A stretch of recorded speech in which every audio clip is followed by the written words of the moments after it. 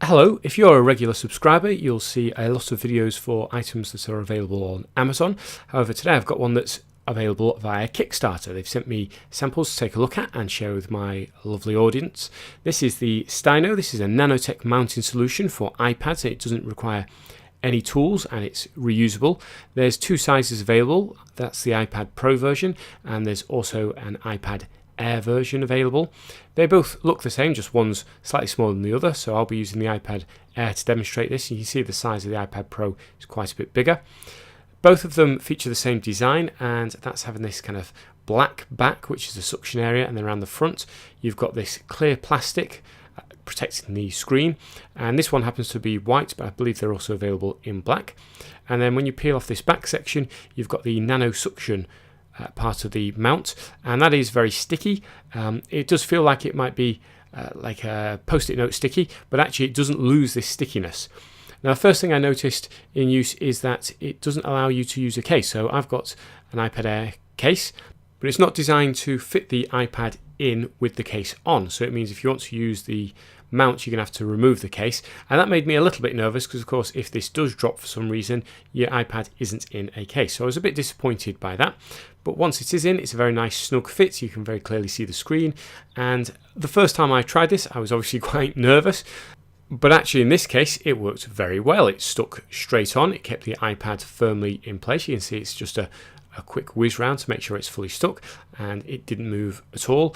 The screen on the front is nice and clear, still visible, still accessible, so you can still poke, prod, swipe, load things up, and it stayed on there for quite a while.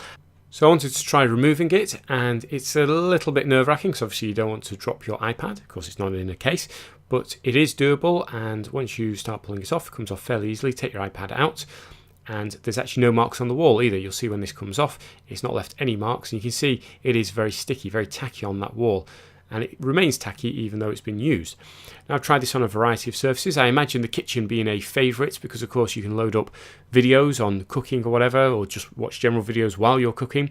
On tiles, it works really well. I've been a bit naughty. You're supposed to clean the surfaces. To test this out, I've not cleaned the surfaces just to see how well it did. Here's me loading up one of the YouTube videos that I've done, and it works fine. You can see it very nice and clearly. The audio was a little bit muffled, as you'd expect. It is behind this mount, and there's kind of foam around the sides of it, but it was still something that you could listen to.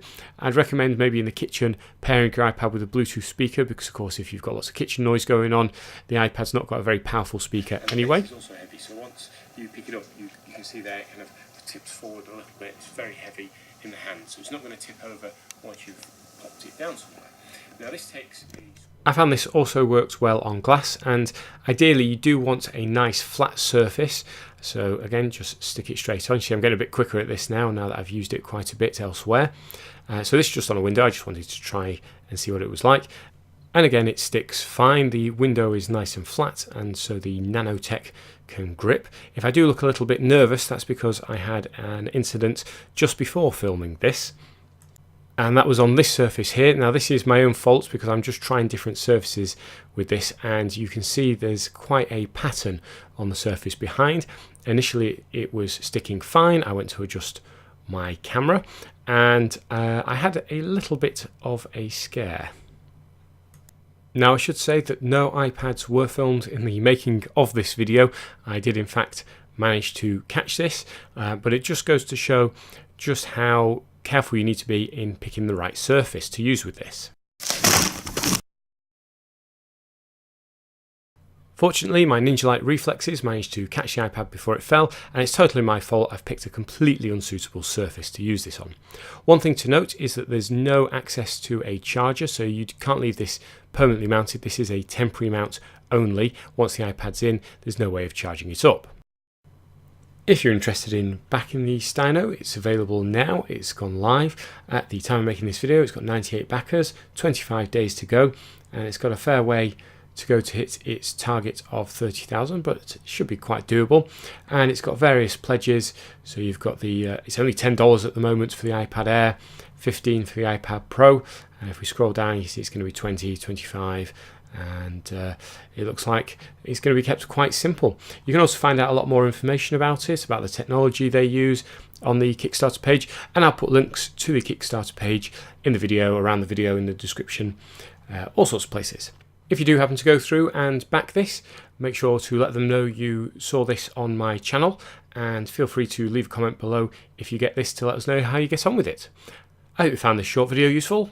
Thanks for watching.